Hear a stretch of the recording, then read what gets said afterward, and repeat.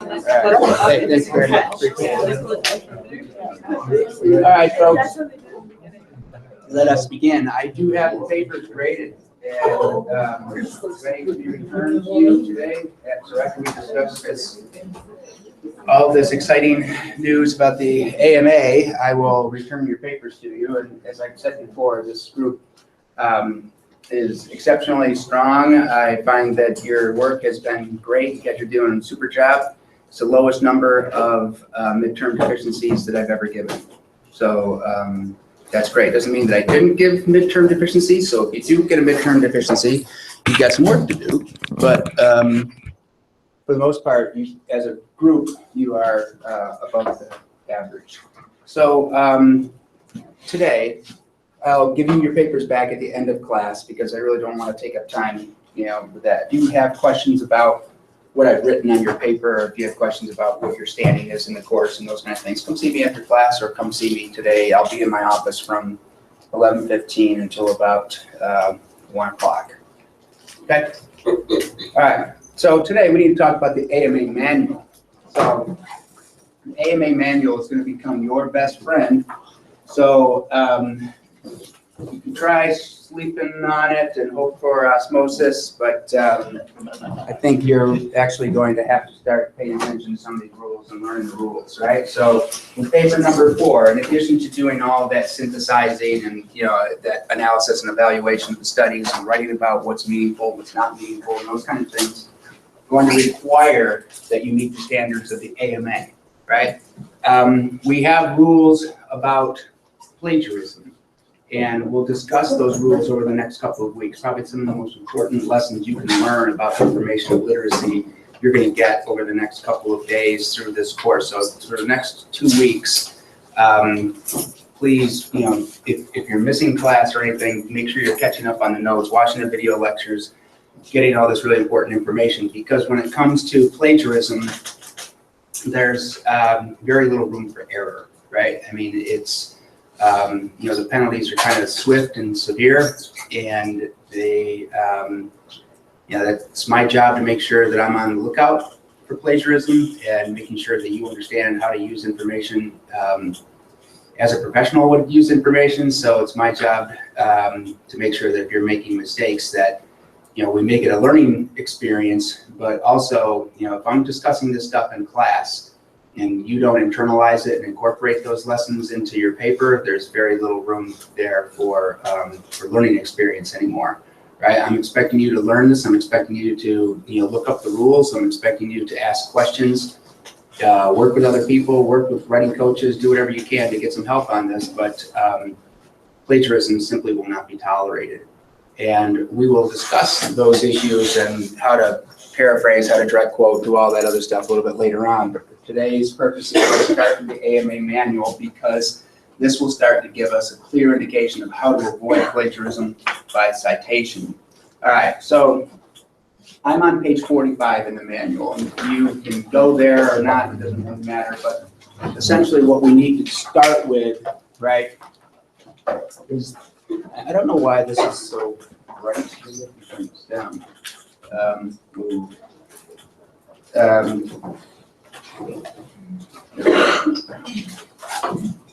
One of the things that the AMA says right here at the top, right, when referencing information in text, and we talked about this already, most of you did a good job with this with paper 3, you are mentioning surnames only. In other words, last names of authors, right? So you have essentially 3 different mechanisms for author names when you are referencing in text. And I want you to look above this section in the text and recognize that the rules above are for using authors in the references page, right? This is not, I'm not talking about the references page right now. I'm talking about referencing in text. So when you're discussing your authors in the paper, and that's what you should be, right? You should, when you're writing a research paper, you're talking about the information that's in these research studies, you need to give responsibility to these authors, right? So when you're making a claim, as many of you did with paper 3, right? That's the reason why we wrote paper 3 at the time we did, right? Is that I'm giving you kind of the lesson of how to lay the responsibility at the feet of the researcher. So keep the researchers front and center of the conversation. Jones did this, Smith did this, and they together, their evidence demonstrates this, right? Put their names, they're the ones who are responsible for it, right? Don't try to make a title responsible for the information, right? So, or a treatment. Make sure you're giving the responsibility to the people. Okay, so there's 3 different forms that you need to be aware of when you're writing about authors in text. And that is, if there's one author, that the citation is just one last name. If it's 2 authors, then there's 2 names. And if there's 3 authors, it's the first author's name and then et al. And you all recognize that that is plural, right? So one of the things that you can see up here, which is different than probably anything else that you've ever used before in terms of style manuals, is that the citations, the numbers, are right next to the author names. All right, so that's something that you are going to have to get comfortable with, is putting those citations in next to the author names instead of just at the end of a sentence. All right, most of the time when you use citations in the past, you would just put those parenthetic references, right, the parentheses with the author name and page number or something at the end of the sentence. That doesn't go anymore, right? And notice that we're not really using any type of page number references in here either. We're just saying, hey, this number is the source. You go look it up, you go find the information. All right. There's a couple of other things here, right? They're telling you don't use the possessive form at all, apostrophe S, right? There's no such thing as and others', right? So they're telling you that, you know, the apostrophe S with et al. Doesn't work. They're showing you here that even if you mention, authors in the middle of a sentence, you put that citation next to them. Notice how the subject and verb of data support is data is plural. I'm making that point again today for probably the 12th time this semester because people still made this mistake in paper 3, right? The word data is plural, right? They support our findings. So just like et al., why do you think when I talked about subject-verb disagreement in the first week of class, I brought up those 2 things. I brought up et al. And I brought up data. And why is the AMA bringing up et al. And bringing up data? Because they're sick and tired of dealing with subject-verb disagreements, right? They're trying to drive home the point. You guys need to know this. You need to represent yourselves as professionals. So the citations don't necessarily go at the end of a sentence unless there is no author, right? Unless you're not referencing the author's name directly. So if you were just kind of, making reference to a point from the study, obviously then the citation would just go at the end of a sentence. Now, information or citations that go at the end of a sentence, just so we know where all that goes, right? Let's just make sure everybody's on the same page with this. On page 43, you will see citations going on the outside of periods and commas. This is at the very top of the page. They make this point very clear, right? The superscript citation is outside of periods and commas and inside colons and semicolons. All right, so those are some pretty specific rules. Just want you to know, that they're telling you this, so I'm telling you this. I'm going to be looking out for, whether you can follow the manual or not. As you can see also, right, there are different ways of establishing data sets, right? And they're telling you, instead of putting the citation next to a number, right, to be putting it next to words because it just doesn't look like it's, 26 squared or 18 cubed, right? So there's a reason for that, why they're doing that. So they want it next to the citation next to words. So this is probably a better, form here.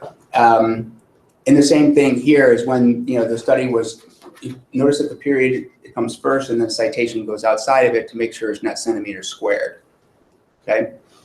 So it's centimeters, 10 centimeters at source number 2, okay?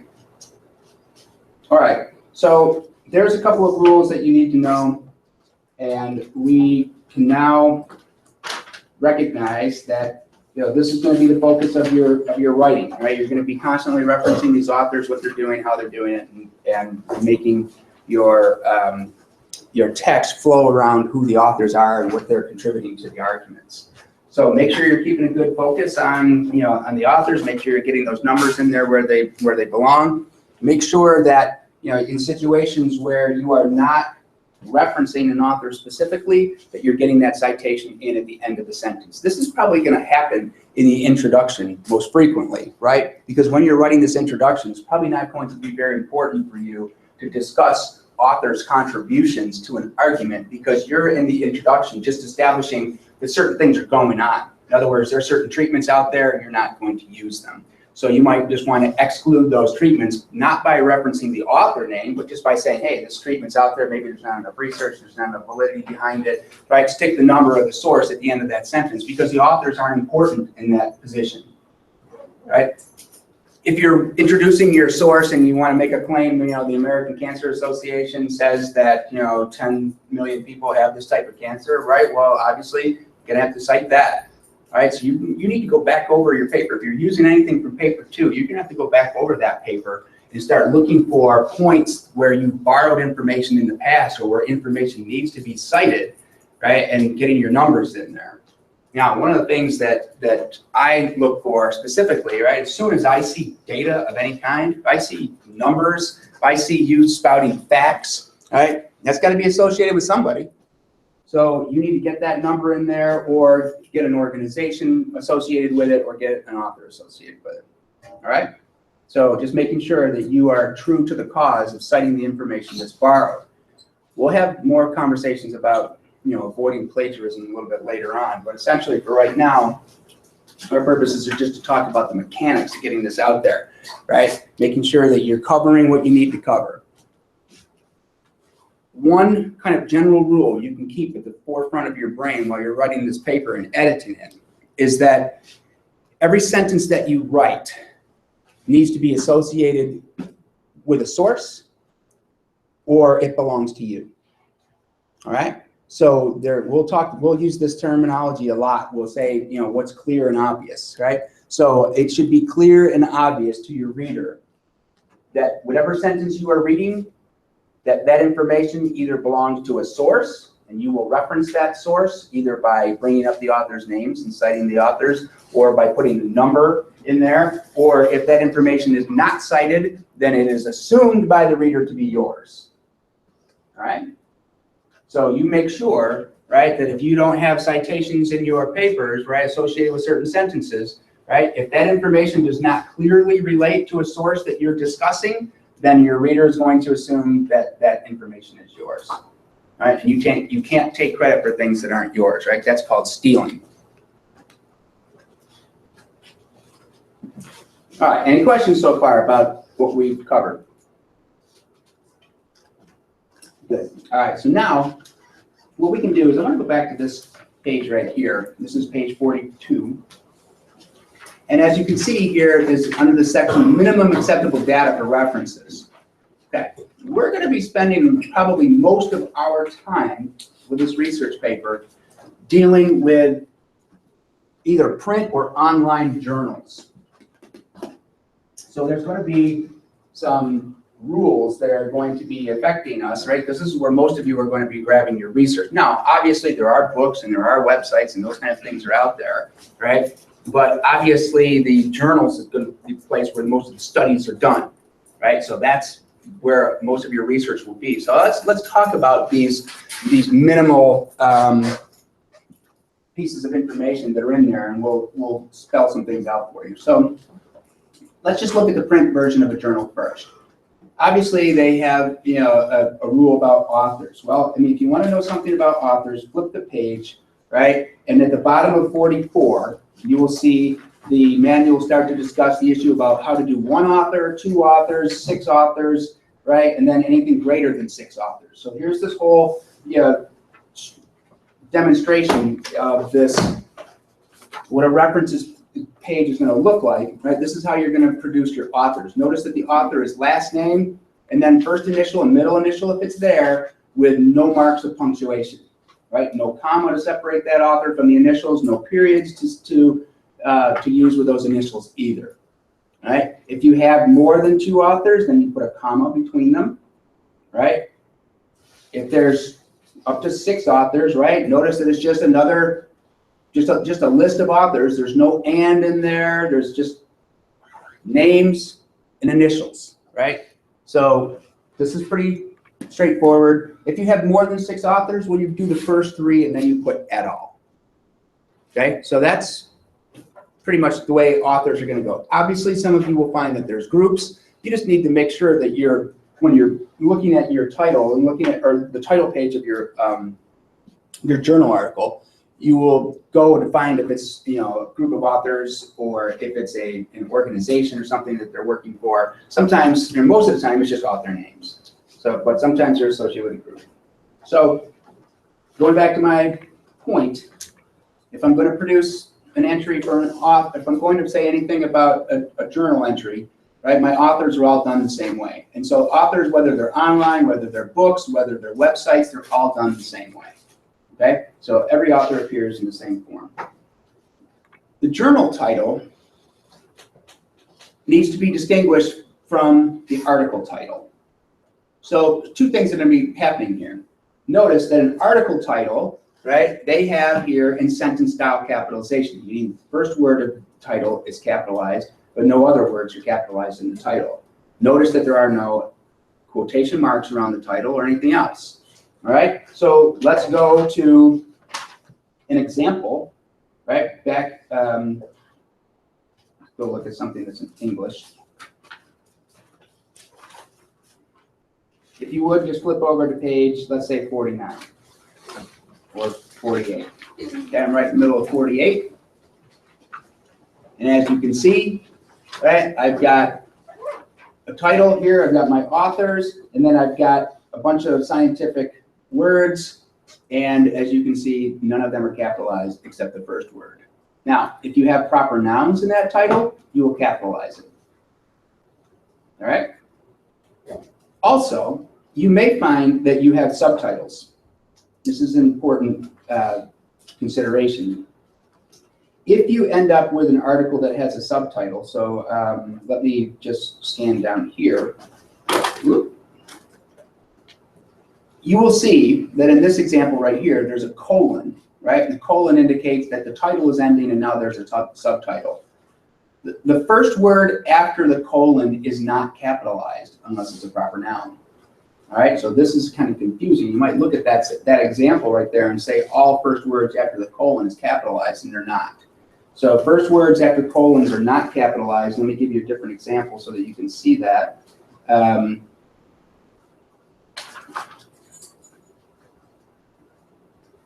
Here you go. I'm on page 51. You can see right here with entry number 5, there's the end of the title and then the lowercase r in recommendations. All right, so titles, lowercase throughout except the first word and except for proper nouns, right? Anything in a subtitle does not get capitalized either. So we'll talk about this a little bit more when we start putting together some of our examples starting Monday. Yes, question? What's the difference between a noun and a proper noun? Proper noun is like the name of something, like a name of a person or name of a place. So New York is capitalized because it's a proper noun, right? The United States of America is capitalized because it's a place. But if you were to say that, I'm, from Western New York, right? Western New York is a place, the W in Western gets capitalized. If it's not a proper noun, meaning that I'm from the western side of the state, then you wouldn't put a capital W on Western because that's not a proper noun.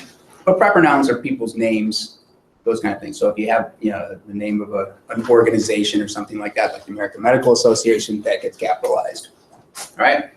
So any important names, places, people, those kind of things. All right.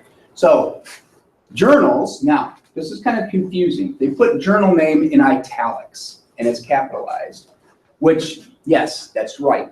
Journals are italicized, and they are capitalized, meaning title style capitalization, where each word in the title gets capitalized. But you also need to recognize that journals are not written out. Journal names are abbreviated. So as you can see, throughout any of the examples that we have here, I'm trying to get my pen to show up on here.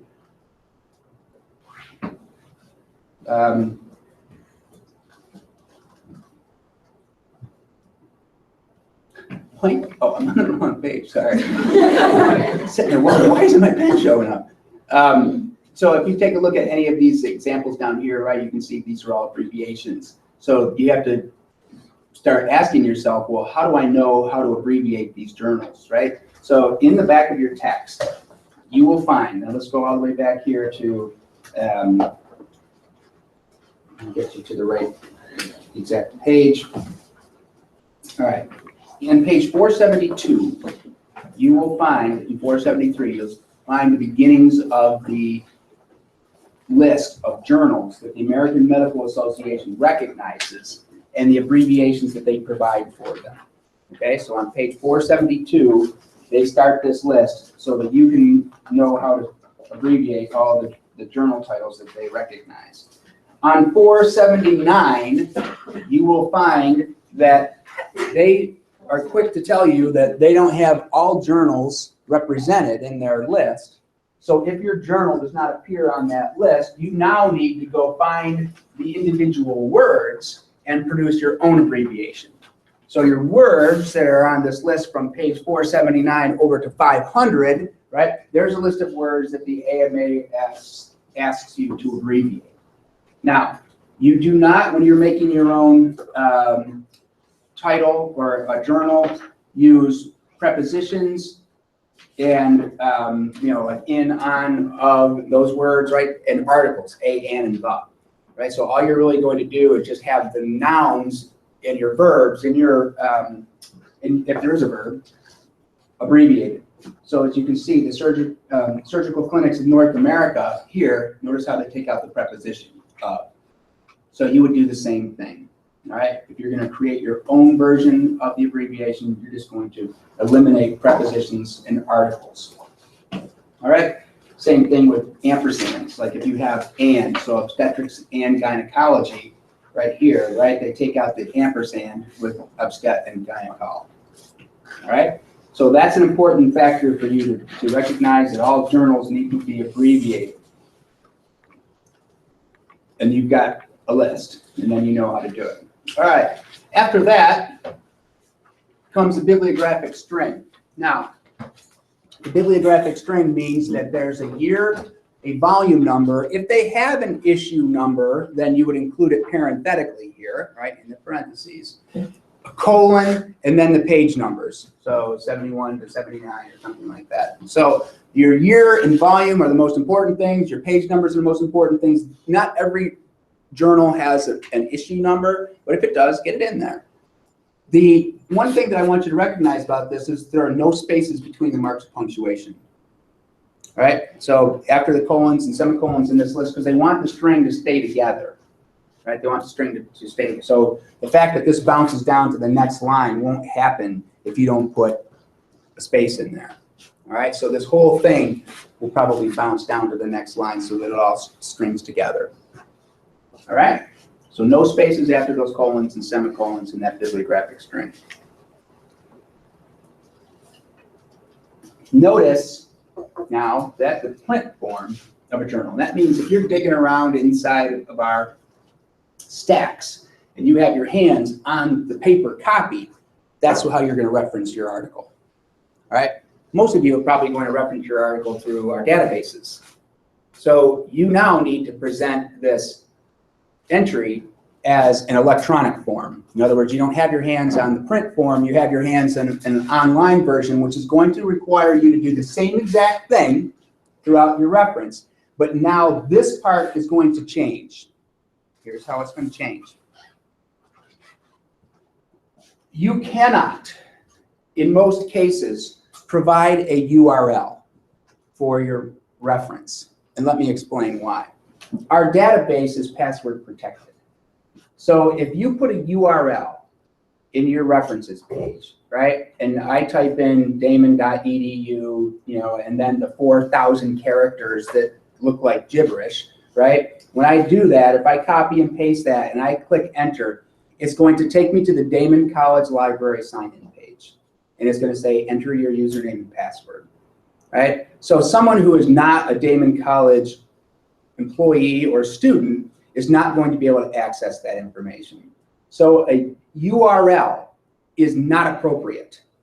Now, I'm not saying that URLs are off limits, if you find an article through a URL, for example, you could be digging around in, let's say, the American Academy of Orthopedic Surgeons, right? And they have in their website articles that they publish through their journal. Those are accessible sometimes, right? Journals and different organizations will put their research available in a website, so it's just free and accessible. Google Scholar will allow you to link to a lot of articles that are just out there on the internet.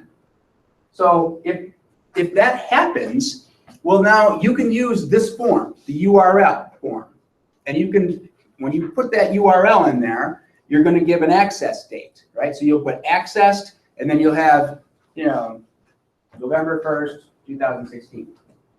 So you got to tell me what the date is, because I need to know what the date is, because if the website changes and I go looking for that information and it's not there, right? I'm coming to your room at 2 o'clock in the morning, knocking on the door going, hey, what are you doing? You told me I could find this information, right? That's what a reference page does, right? If I go to a reference page, I need to be able to access your source with the information that you've given me. If I can't get to your source with the information you've given me, you've got a problem.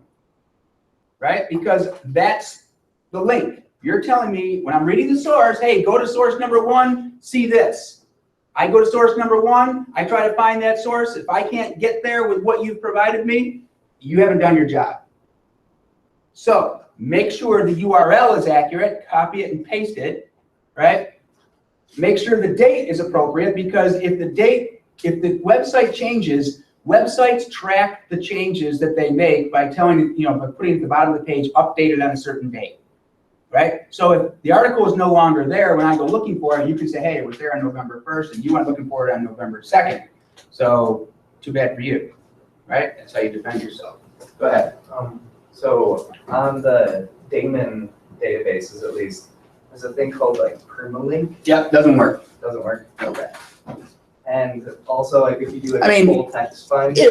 What I would do with the permalink, some articles might be available through URLs, right? So if you use that permalink, do it with a different computer, because once the article is cached onto your computer when you're going through the Damon link, and you go click that permalink thing, it'll go right back to your article, and you go, oh, it works, right? But when I do it from my computer, it's not going to work, right? So test it out if you're going to use that permalink approach. Yeah, go ahead. Also, like, if you do like a full text finder and it takes you to, say, like Science Direct, yep, would you be able to use the URL from Science Direct? Well, that's what we're going to talk about next. So yes, in a way, if the URL is live, use it, right? If the URL is not live, well, now you've got 2 different paths that you need to follow, right? And so this may happen with Science Direct especially, right? Science Direct is another one of the databases that we pay for, right? So we pay to have access to a bunch of information in journals through our library. So because Science Direct is password protected, and we only allow people who go to Damon to access this information, like go to UB, right? I mean, if you have problems with your research and stuff, go down to UB's library, because they have tons more stuff than we do, right? Because they're a research institution. We're not. We're a small college, right? They're one of the 25 major research centers in America. Right? So they've got access to pretty much everything down there. So you have problems finding something, scoop down there. Go to, call them up on the phone. They're not very helpful, they're not very friendly, but don't let that deter you, right? I mean, we have an arrangement with them that Damon College students can go there and use their library. Actually, it's a public institution. Anybody can walk in there and use their stuff, right? So they like to pretend that you can't, right? And they will try to encourage you or, discourage you from being there, right? But they don't have the right to do that. So it's a public institution. You can walk in the door and you can ask them to help you, and, they'll roll their eyes and groan and that kind of stuff, but just, make them do it. It's their job. Okay, what was your point? Do you have anything else? All right. Nothing. All right, yes. If you can't put the URL because it's the Damon thing, do you still put the date you accessed it, or? If you don't have a URL, then let me explain what you'll do, right? So if the URL is not live, you have 2 choices, right? One is that you will go find a DOI or PMID number associated with the text. So let's go look up what that DOI and PMID number is all about. Over here on Let me get you there to the right page. Electronic references on page 63. All right. So the NLM strongly recommends that the user produce a print or other copy when possible for future reference. All right, so that's pretty good. But those things are not often there, so they tell you that you have a DOI or a PMID number available to you. So somewhere on your reference, in that reference page, in that bibliography page of your, when you're searching on the library, right, you'll sometimes click on bibliography and it'll tell you what the source, give you authors and all this other stuff. There's a bunch of different numbers on there. The DOI and the PMID numbers are the only numbers that are valuable, right? Don't put extension numbers or any other numbers that you find on there. Just because you find a string of numbers doesn't mean that it goes in your bibliography, right? The only thing that you should be using is the DOI or the PMID numbers. Those DOI and PMID numbers then are provided this way, right? So if there is no URL, the DOI is preferable, right? And here's how it looks. So I have my authors. I've got my title that's sentence style. I've got my Cochrane Database Systems Review, abbreviated and italicized. I've got my bibliographic string with my page number. It's a weird page number. And then look what I've got, my DOI, right? And look at DOI colon and then my string of whatever that is, right? And notice there are no spaces after the colon. There's no spaces in any of these numbers or letters or anything like that. The DOI is what we call kind of it's a system of just applying a location, an electronic location for those articles so that we don't have to depend on URLs. We don't have to depend on anything else. So that once that source is published, it gets a DOI or a PMID number. All I do when I'm referencing your research, right? When I'm sitting down, first thing I do is I go to the references page. I look to see if it meets the AMA standards, and then I just start punching in PMID and DOI numbers, right? I just access UV's database so that I know that I can access everything that you can access. I go in there, I just start punching up all your sources, the PMIDs and the DOIs, and all your sources come up, right? So now I can just kind of scan through your sources and look to make sure that you're not lying, right, or cheating, right? So that's what I do, right? It's my job, and look, whatever you think about that, I mean, that's just the way it is, right? My job is to make sure that you're using information appropriately, right? And if you are cheating, if you're not using the information appropriately, you're going to be found out, right? Number one, because I do that, right? I'm reading your sources along with you. As you're making these points, I'm going to be scanning your sources. I'm going to say, that's not what it says, right? I'm going to be, if I have to have that conversation with you, right? That's an information literacy problem, right? Information literacy that borders on plagiarism. Okay? If you're making comments about authors that the authors didn't make, that's a form of plagiarism, right? You can't tell me that an author is making a claim that the author didn't make, right? So this whole issue about information literacy is really important. But I mean, the other side of the equation is that I've got Turnitin.com, right? I mean, that's the magic bullet. All I do is, you do it for me, right? You run your papers through Turnitin.com, and I just scan through that to see where you've been and what you're using, right? And if you start, if sources start showing up in your paper through Turnitin.com that you didn't use, I'm going to make sure that the sources you are using are saying the same things that these sources are saying, right? So that I know that you're being legitimate. Okay. To get to your question, the DOI does not require a date because it's universal, right? Once it's assigned that number, that number is going to stay with it forever. So you don't have to put an access date on it. So DOIs and PMIDs are really good, right? They shorten up the entry and they make kind of that's the permalink, right? That's essentially the number that gets me there no matter what. So if you've got a DOI or PMID, I would strongly suggest you use that instead of URL. The chances of you mistyping something in a URL are higher than mistyping something in a DOI or PMID, especially when those URLs get really long.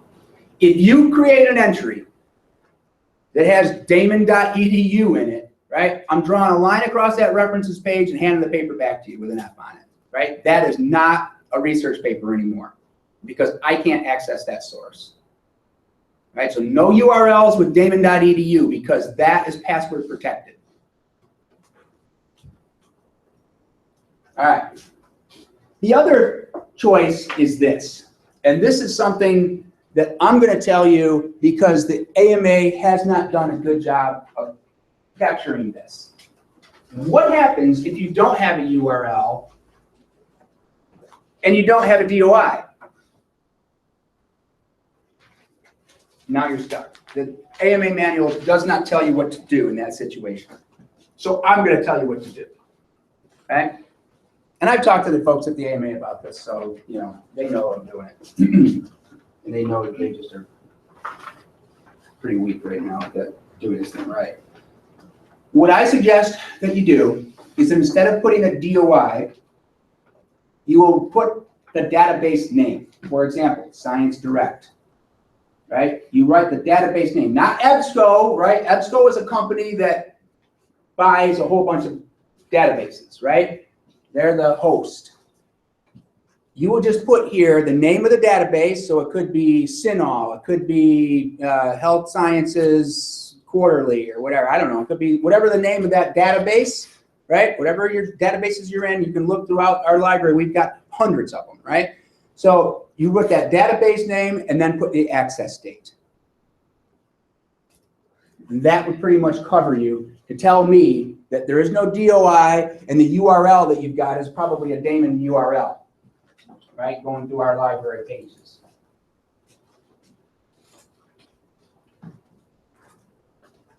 So, to recap, if you've got a URL, you can use it.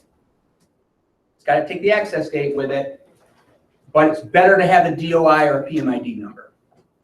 Okay? And if you don't have a URL, you don't have a PMID, then your other option is to put the database name and the access date. And at least I can get there, because then what I'll do is I'll just type in the database name, and I'll type in the first words of your title, and boom, it'll come up that way. All right, so I can still get there. If you don't type in that database name, then I've got a list of hundreds of databases that I got to go through in order to try and find out where it came from. Now, a lot of articles appear in several different databases, and that's the reason why things like EBSCO are good. But you can go to EBSCO first, and they'll cover a whole bunch of databases for me. But in the event that you're getting your information from something outside of EBSCO or outside of CINAHL, I'm going to be stuck. So make it easy for me, right? Put me on the bus. You give me a source in your paper, you're going to put a number on it. That number is going to tell me where that source is in your references page. I'm going to go to that references page. I'm going to access that source, and I'm going to scan that source. So let's talk about that references page, by the way, right? I'm just going to flip over here to 78 just to show you what a references page should look like. And as you can see, a references page is not alphabetical, as many other reference pages are in style manuals like MLA and APA. Your references are chronological. So whenever a source first appears in a paper, it gets a number. So your first source and your first sentence, where you actually start referencing sources, gets a 1. The next time a source comes in, that source gets a 2. The next time a new source comes in, that one gets a 3. Let's say you go back and start referencing source number 1 again. Well, you just put the number 1 back in there. Okay? So once the source gets a number, right, that number stays with it through the rest of the paper. So that when you get to page 25, and you can still reference source number 1 by going back and just telling me that, hey, this is what I was talking about in the introduction too. What I will not tolerate is a references list that does not correspond with the numbers. Right? If you tell me that a source is number 3 and I go to the references source and it's not number 3, draw a line across the paper and I say you can't count. I also will not accept a paper that breaks the chronology. Right? As I'm reading through your paper, I'm counting in my head 1, 2, 3, 2, 4, 1, 5, right? And if all of a sudden I go to 9 after that, I'm drawing a line across the paper and handing it back to you. Right? Then I'm going to put a nasty note on there saying you can't count.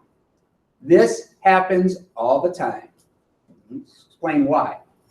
In the process of editing, you will have written your paper and you will have several different sources operating in a paragraph with a bunch of different numbers talking about what's going on. And all those numbers will be in chronological order. But then later, as you're editing the paper, you'll go back and you'll say, oh, you know what? There's this other information about this other source I wanted to add in there. Huh. Put a new source in, guess what? Changes the whole numbering system throughout the rest of the paper. So make sure that you proofread, right, at the end of that to make sure your sources are in chronological order. Nothing is more frustrating than getting to the end of a well-written, well-researched paper and not being able to count, right? It's part of the process. So put your sources in proper order. Put your references, make sure your references are corresponding cleanly with the numbers in your in-text citations. Any questions about this stuff? I'm telling you this because these are the traps that most people have fallen into in the past, right? Yes. I just have a question with like the referencing statistics and things. If the article you're taking the information from references it to another article. It's called a secondary reference, right? Okay. So let's go to page 61. A secondary reference means that if you're reading, especially those review articles, right? When you're reading reviews, they're going to be referencing a whole bunch of other studies. So now, this will complicate your lives. Okay, this is what we do, right? What they tell you to do with the AMA is that you reference the original author's information. In other words, if you're giving statistics from another source, let's say you have your hands on Jones. You're reading Jones' article, and Jones is talking about Smith and what Smith did in his study, right? What you will do is you will say, according to Smith, and you will give Smith a number, right? Even though Jones has already got a number, Smith's going to get a number too. Not the number two, but a number also, right? You're reading an article by Jones, and Jones is referencing Smith. You're going to be talking, Jones did this in his study, and Jones is, let's say, source number 4, right? And then you bring up, according to Smith in his article, 5, Smith does this, even though Smith is inside of Jones. Now, here's the caveat to this. If you are reading an article that is referencing another source, how do you know the validity of that other source? That's a problem with secondary referencing, right? So if you have a paper that's full of secondary references, you're damaging your argument. If I were you, I would go hunt that article down. Go get your hands on Smith and read it yourself and be able to evaluate it, right? Why jeopardize the accuracy of your argument by trusting somebody else's opinion about that source? So let's finish this conversation here before, I know you got more to say about this, but let's pretend that we're actually employing this strategy. In this situation right here, this Colley and these guys, right? That's Smith, right? That's the article. I'm giving them a number, and I'm saying, hey, Colley, in their bibliographic information, here's everything you need to know about that, cited by, in a colon, and now I can tell you, okay, here's Jones' information. So I'm telling you that Smith cited by Jones. That's how you do a secondary reference. All right, so you're going to get Smith and all his bibliographic information cited by Jones and all of his bibliographic information. But Smith gets his own number, right? So Jones is going to have his own number, right? Because you're probably referencing what Jones is talking about. And then you're going to have Smith cited by Jones, and Smith will have his number, right? So Jones has a number, Smith cited by Jones has a number. Everybody see that, right? Pay close. If you don't understand what I'm talking about, you ask questions now, right? Because there's no room for error on this. Okay, your question. If it's like a statistic, like this affects 3 to 5% of the population, like all of the articles that I've looked at, like have that in the introduction. Okay. And reference it to something else. Right. So if you just reference one source on that, and that's, you can do that. You can just reference that one source instead of referencing them all. Okay. right? Or you can reference, all of them if you want. But I mean, if you reference one of them and it shows in the source that it's referencing the others too, and they're all just saying the same thing, yeah, well, that's okay. You can just reference the one. But when you're talking about what you will find that a lot of researchers are out there depending on other researchers to make their points, right? And when you find that situation, right, not just some kind of statistics, 10 million people in the country have this disease or something like that, right? That's pretty, insignificant.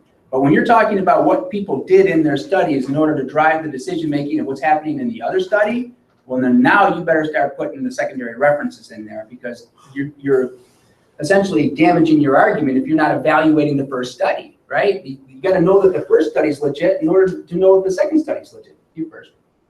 I didn't fully catch what your answer was for how to say it. Just If there's many people citing the same thing and you want to just cite one of those, go ahead and just put one in there. so how would that be different when you're citing? Because she's only referencing something that was like an insignificant, statistic. Let's say 10 million people in the United States have, So you don't have to do that whole special. Right. I mean, when you're talking about specific studies, so if Jones is talking about Smith's study and you're using that study, Smith's study, to make this point, well, then you better bring that secondary reference in. So you can use it as almost what something they said was. Yeah, right. And you're doing that, but you're also giving up the validity of that by, if you're referencing that secondary, if you're referencing secondarily, you're saying, I didn't go read this other information, so I don't know if it's valid or not, right? That's why I said, go get your hands on Smith's article. If you can find it, go pull it up and read it, right? And then you just cite Jones and then cite Smith. Cite them separately. That was kind of my question. If you say Jones, is saying that Smith did this, and you go and find Smith's article, Just cite Smith. Okay. Yep. You first. Would you use this typically with review articles? Yeah. Okay, that's what. Yeah, so you're going to tell me that, in the review article, they were citing these different sources and they were making their argument based on some of these landmark studies, right? And I would just say, okay, that's what the review is doing. You can cite the review, but if they're really, hinging their argument on a couple of studies, go read those studies. Go find them. If you can't get your hands on them, well, then you go to the secondary reference. Okay. You said that you give it a number, the secondary source, you give it a number in the text, but when the references, it goes with the first source? Nope. No, so Jones gets his number. So this is Jones, you're reading Jones, right? So Jones is just a number one. And then let's pretend this is the number two. This would be Smith cited by Jones. All right, so Jones is one, this is two. All right, so secondary reference gets a new number. So for many of you, if you've got a lot of secondary references in your paper, you're going to end up with a lot more references on your bibliography. Any other questions about this stuff? Okay. Good. All right, so we'll come across different situations at different times, and we'll have more time to ask questions about this, but I just want to give you the heads up on it. So, all right, so same thing kind of happens here with books, and I'm not expecting many of you to be operating on online books, but essentially you can see authors the same way. Book titles are going to be capitalized and italicized. They want an edition number there if it's the second edition or above. You can do cities, states of the publisher's name, and a semicolon and a year. Right? That's pretty straightforward. And you can find these examples so easily in here, right? You can just go to any reference to an entire book on page 53. Right? There it is for you. Authors, title, notice how it's capitalized and italicized. San Francisco, California with a colon, the title of the publisher, the semicolon, and then the year. All right? Pretty straightforward with books. And if you end up with a website, right down here, this is kind of problematic. Right? In the sense that a website is often not, they're not research tools, right? Websites just aren't places you go get research. Websites, especially if they end in a .com, and I guess we should probably have that conversation pretty quickly here, but I mean, a lot of people tend to think that if it's in a website that looks legitimate, that it's legitimate, right? And that's dangerous. Don't do that. Right? Go find your information in published articles, right? Why do we go to published articles? Because that information is peer reviewed. In other words, someone's evaluated that stuff and decided that this is worth putting out there for public dissemination. Websites, Anybody with $2.99 and the ability to fill out a form can have a website, right? Well, that's the reason why we've got things like child pornography and bomb making instructions out there, right? Because nuts can do it too. So if websites are kind of illegitimate places, steer clear of them, right? They're not kind of places we go and do research. If you end up with the American, Association of Orthopedic Surgeons or something like that, where you're getting some of your research articles or something, that's great, right? But you will also find that in websites, a lot of those places are, especially if they're like .orgs, you're thinking to yourself, well, .org, well, that must be a, legitimate website too. No, it's not. Because the only thing, they're soft money organizations, right? They're nonprofits. They're not going to publish anything. I shouldn't say publish. They're not going to post anything on their website that shows that they're not doing their job, right? They're going to filter the information and they're going to slant the information their way, right? So what you found out with paper number 3, right? Reading those APTA website articles and stuff, getting those articles from those organizations, they're trying to convince you to think like them. They're slanting the material. They're getting the research out. They're not going to put research in their journal or, even though they're calling themselves a journal and you think, oh, journals are objective. No, they're not. They've got an agenda. They're trying to make you think like they do, right? So they're not going to put information out there objectively. So that's why you have to be aware that you're going to read everything with caution. You're going to read everything with skepticism and find out, hey, is this legitimate or not? Don't just buy what they're selling, because if that's the case, I got a bridge for sale. All right. We'll do more of this when you get back here on Monday. I'm planning on doing this on Monday.